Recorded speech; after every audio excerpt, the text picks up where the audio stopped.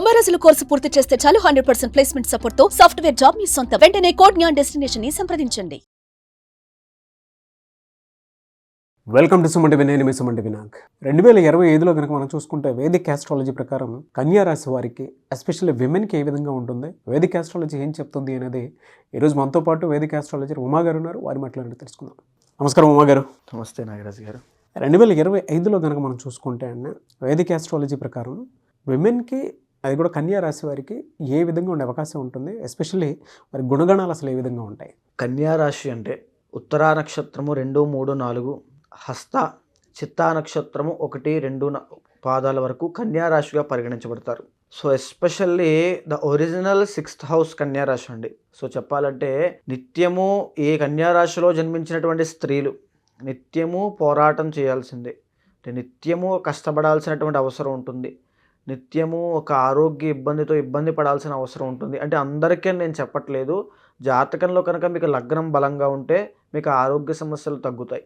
నిత్యము ఏదో ఒక పని, నిత్య జీవన విధానంలో ఏదో ఒక బాధ అనేటువంటిది వస్తూనే ఉంటుంది. సో కన్యారాశి స్త్రీలు ఎస్పెషల్గా వాళ్ళ కోసం శాస్త్రం ఏం చెప్పిందంటే, కన్యారాశి స్త్రీలు కనుక గణపతి ఆరాధన చేస్తే విపరీతమైనటువంటి రాజయోగం పడుతుందండి. ఇది వాస్తవము. కన్యారాశి స్త్రీలు మీరు గుర్తుపెట్టుకోండి, గణపతిని మీరు ఎక్కువగా పూజించండి. బుధవారం నాడు గరిక, తరువాత ఉమ్మెత్త పువ్వులు, తెల్ల జిల్లేడు పువ్వులు, ఎర్ర గన్నేరు పువ్వులు, వీటితో కనుక మీరు పూజ చేసినట్లయితే విపరీతమైనటువంటి రాజయోగం పడుతుంది. తొందరగా అనుగ్రహం, గణపతి అనుగ్రహం కలుగుతుందంటే కన్యారాశి వాళ్ళకి మాత్రమేనండి. సో అయితే ఈ కన్యారాశి వాళ్ళకి చూస్తే కనుక వీళ్ళకి, అమ్మాయిలకి బిజినెస్ స్కిల్స్ అనేవి చాలా బాగుంటాయి. బిజినెస్ చేసేటువంటి మనస్తత్వం ఉంటుంది, బిజినెస్ చేసే క్యాపబిలిటీ ఉంటుంది, ఆ తెలివితేటలు, అపారమైన జ్ఞాన సంపత్తి కన్యారాశి స్త్రీలకు ఉంటుంది. వాళ్ళు చాలా తెలివిగా మాట్లాడగలరు. ఎక్కడున్నా ఎలా ఉన్నా సరే ఎంతవరకు మాట్లాడాలి, ఎలా మాట్లాడాలి. 50% పీపుల్ ఇంట్రోవర్టెడ్గా ఉంటారండి. సో మిగతా పీపుల్ అందరూ కూడా కాస్త సామాన్యంగా ఉంటారు. ఇంట్రోవర్ట్ మైండెడ్ పీపుల్ ఎక్కువగా ఈ కన్యా రాశిలో ఉంటారు. ఈ కన్యా రాశికి ఒక స్పెషాలిటీ ఉంది. ఈ కన్యలోనే స్వోచ్ఛ ఏ గ్రహం అంటే బుధుడు. అంటే బుధుడు సంపూర్ణమైన బలం పొందేది ఈ రాశిలోనే. కాబట్టి వీళ్ళు కనుక MBA కోర్సులు కానీ, లేకపోతే వీళ్ళు కనుక ఏదైనా ఒక వ్యాపారవేత్తలాగా ఒక బిజినెస్, చిన్న స్థాయి బిజినెస్ పెట్టినా అపారమైనటువంటి ఆదరణ లభిస్తుంది వీళ్ళకి. ఆ స్కిల్స్ వీళ్ళలో ఉంటాయి. వీళ్ళు జనాల్లోకి చాలా ఫాస్ట్గా వెళ్ళగలుగుతారు వీళ్ళు తలుచుకుంటే కనుక. ఎందుకనంటే బుధుడు ఎప్పుడు కూడా వ్యాపారవేత్త, ఒక లౌక్యం తెలిసినటువంటి మనిషి, అది ఒక అపారమైన జ్ఞాన సంపత్తి గల వ్యక్తి. అలాంటి స్వభావాలు ఈ యొక్క కన్యారాశి స్త్రీలకు ఉంటాయి. వీళ్ళు ఎక్కువగా ఈ ధనం మీద, ఈ డబ్బు సంపాదన మీద ఫోకస్ చేయరు. చేశారనుకోండి విపరీతమైనటువంటి డబ్బు, ఎక్కడి నుంచి ఎలా డబ్బు సంపాదించాలో కూడా వీళ్ళకి బాగా తెలుస్తుంది. సో కన్యారాశి స్త్రీలను పెళ్లి చేసుకోవడం కూడా ఒక రకంగా చాలా అదృష్టం అండి. ఎంతవరకు ఖర్చు పెట్టాలి, పిల్లల్ని ఎలా పెంచాలి, జీవితంలో ఎలా ఎదగాలి, ఎక్కడ ఏ టైంలో ఎలాంటి క్యాలిక్యులేషన్స్, నిర్ణయాలు తీసుకోవాలో వీళ్ళు బాగా దాంట్లో అనుభవజ్ఞులు. వాళ్ళకి బై బర్త్ ఉంటుంది ఆ క్యాలిక్యులేషన్స్ చేసేటువంటి థాట్స్ అన్నీ కూడా. అదేవిధంగా కన్యారాశి వాళ్ళకి చూస్తే మ్యారీడ్ లైఫ్ అండి. ఎందుకంటే original 4th and 7th lord గురుడు అవుతాడు కాబట్టి అరేంజ్డ్ మ్యారేజ్ చేసుకున్నప్పటికీ కూడా, లవ్ మ్యారేజ్ చేసుకున్నా పెళ్ళైన తర్వాత కాస్త ఇద్దరికి ఇబ్బందులు వస్తాయి. అందరికీ కాదు. 7th లార్డ్ మీ ఇండివిజువల్ జాతకంలో బాగుంటే సూపర్, లేకపోతే మీకు ఖచ్చితంగా మీరు ఫేస్ చేస్తారు. భర్త ఎక్కడో ఉండడము, భార్య ఎక్కడో పని చేయడము, లేకపోతే పని రీత్యా ఒత్తిడి వల్ల ఇద్దరికీ ఆ యొక్క అనుబంధం అనేది దూరం అవ్వడము, ఇలాంటివి కనబడతాయి ఓవర్ ద ఒక 1-2 year పీరియడ్ ఆఫ్ టైంలో అండి, మ్యారేజ్ అయిన తర్వాత. సో ఎప్పుడైతే వీళ్ళు, ఇందాక నేను చెప్పాను గణపతి ఆరాధన చేస్తే చాలా బాగుంటుందని, ఎప్పుడైతే గణపతి ఆరాధన చేస్తూ ఉంటారో వీళ్ళకి అదృష్టం అని పడుతుంది మ్యారీడ్ లైఫ్లో కూడా. అదేవిధంగా ఈ యొక్క కన్యారాశి వాళ్ళు డబ్బుని సృష్టించాలి అనుకుంటే స్టాక్ మార్కెట్ చాలా బాగుంటుంది, ఎక్సలెంట్గా స్టాక్ మార్కెట్ ఉంటుంది. అదేవిధంగా వీళ్ళు సినిమా ఫీల్డ్లో రైటర్స్ కింద, గొప్ప గొప్ప మీడియా ఆర్టిస్టుల కింద, అంటే ఈ యొక్క జర్నలిజం అవ్వచ్చు, లేకపోతే క్యారెక్టర్ ఆర్టిస్టులు అవ్వచ్చు, ఏ రకంగా అయినా సరే వీళ్ళ యొక్క స్థానాన్ని, వీళ్ళ యొక్క గుర్తింపుని, వీళ్ళ యొక్క ఐడెంటిటీని పెంచుకునేలా చేసుకుంటారు. వీళ్ళు పుట్టింది పేదరికంలో అయినప్పటికీ కూడా గోల్డెన్ స్పూన్కి వీళ్ళ పిల్లలు గోల్డెన్ స్పూన్లో బ్రతకగలిగేంత ఇవ్వగలిగే క్యాపబిలిటీ వీళ్ళకు ఉంటుంది. అదేవిధంగా ఆరోగ్య సమస్యలు కూడా వెంటాడుతూనే ఉంటాయి. కన్యారాశికి ఎస్పెషల్లీ ఈ 2025లో ఈ జనవరి మాసంలో ఆరోగ్యపరంగా బాగాలేదు. వాళ్ళు తీసుకునే నిర్ణయాలు మానసిక ఒత్తిడి, లగ్నంలో కేతువు కాబట్టి మానసిక ఒత్తిడి, ఏ నిర్ణయం తీసుకోవాలి, ఎటువైపు వెళ్ళాలి, ఏం చేయాలి, ఏం చేస్తే బాగుంటుంది, వాళ్ళు నాకు సపోర్ట్ చేస్తారా చేయరా ఏంటి, ఒక రకమైన యాంగ్జైటీ అండి, ఆందోళన విపరీతంగా ఉంటుంది వీళ్ళకి ప్రజెంట్ టైమ్స్లో. సో ఎప్పుడైతే 4వ స్థానంలో రవి బుద్ధులు ఉన్నారు ఈ జనవరి మాసంలో అండి, వీళ్ళకి కుటుంబపరమైనటువంటి కలహాలు ఎక్కువ వచ్చే అవకాశాలు ఉంటాయి.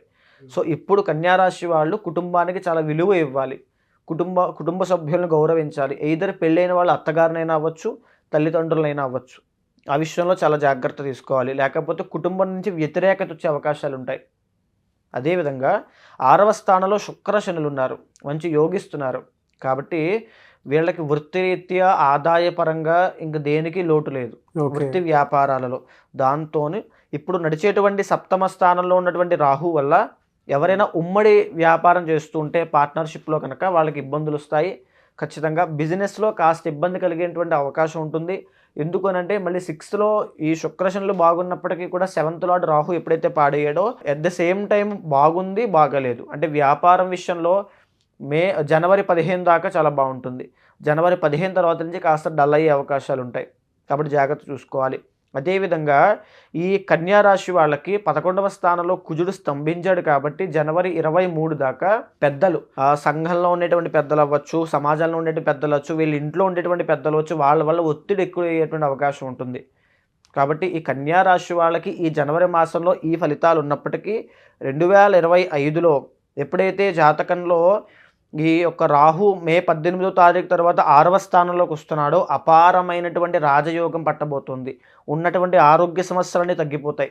రిలేషన్షిప్లో ఎలా ఉంటుందండి వీళ్ళకి? ఓవరాల్గానా లేకపోతే 2025లోనా అండి? రెండు చెప్పండి సార్. ఓవరాల్గా అయితే ఎక్సలెంట్గా ఉంటుందండి, ఓవరాల్గా అయితే ఎక్సలెంట్గా ఉంటుంది.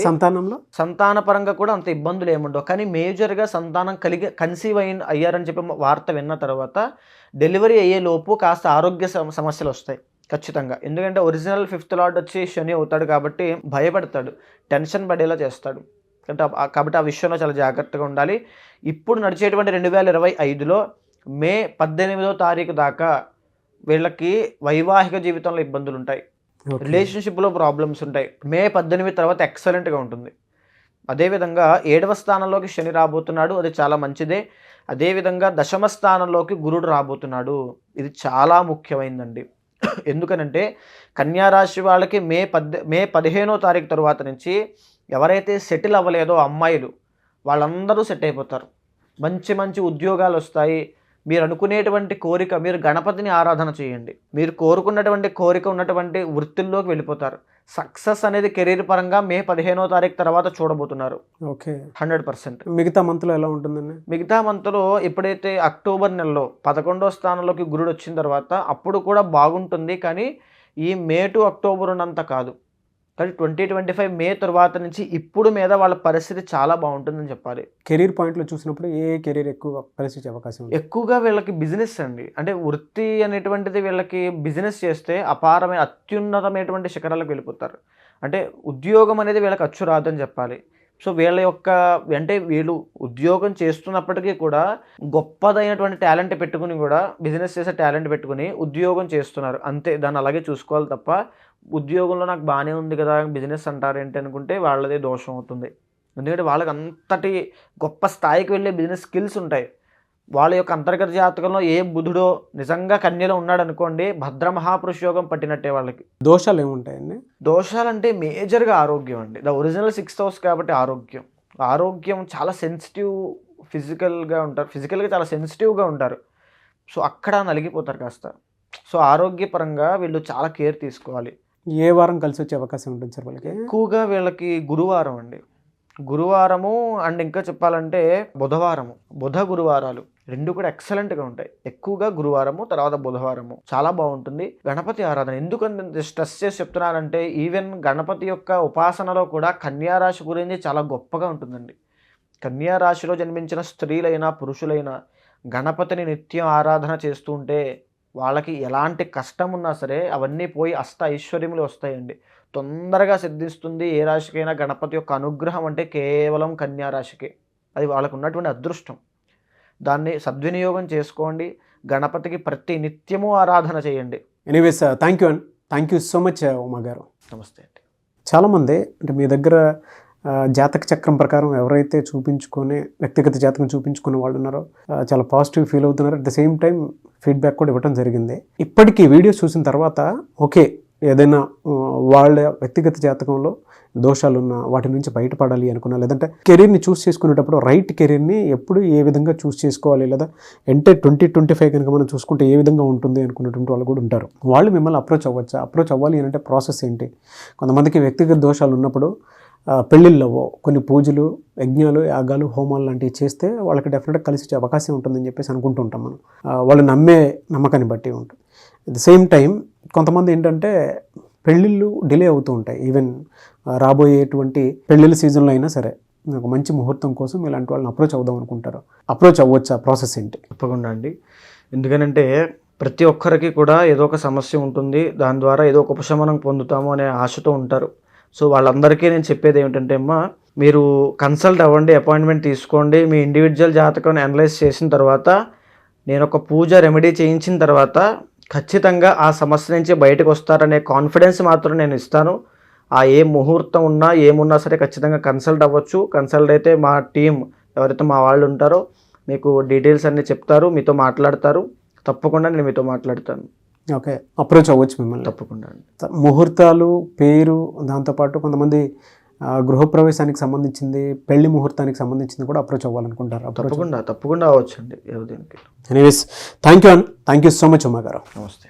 చూసారు కదండి వీడియో. ఈ వీడియోపై మీ అభిప్రాయాన్ని కమెంట్ బాక్స్లో పోస్ట్ చేయండి. ముఖ్యంగా మీరు కనుక ఉమా గారిది అంటే వేదిక ఆస్ట్రాలజర్ ఉమా గారి కాంటాక్ట్ నెంబర్ తోటి అపాయింట్మెంట్ తీసుకోవాలి అనుకుంటే, మీకుండేటువంటి ఏదున్నా సరే అంటే కెరీర్ పాయింట్లో నుంచి చూసినప్పుడు 2025 ఏ విధంగా ఉంది, లేదంటే వ్యక్తిగత జాతకం ఏ విధంగా ఉంది, మీకుండేటువంటి ప్రాబ్లమ్స్ని వేదిక ఆస్ట్రాలజీ త్రూ సొల్యూషన్ కావాలి అనుకున్నటువంటి వాళ్ళు ఎవరైనా సరే ఒక రెమెడీ కోసం కాల్ ఆర్ మెసేజ్ వాట్సాప్ చేసి అపాయింట్మెంట్ బుక్ చేసుకోవాలి అనుకుంటే స్క్రీన్ మీద మీకు కాంటాక్ట్ నెంబర్ కనిపిస్తుంది. దాన్ని మీరు కాల్ ఆర్ మెసేజ్ వాట్సాప్ చేసి వెంటనే అపాయింట్మెంట్ బుక్ చేసుకోండి. అండ్ ఇలాంటి మరిన్ని వీడియోస్ కోసం మా ఛానల్ ఫాలో అవ్వండి. Thank you.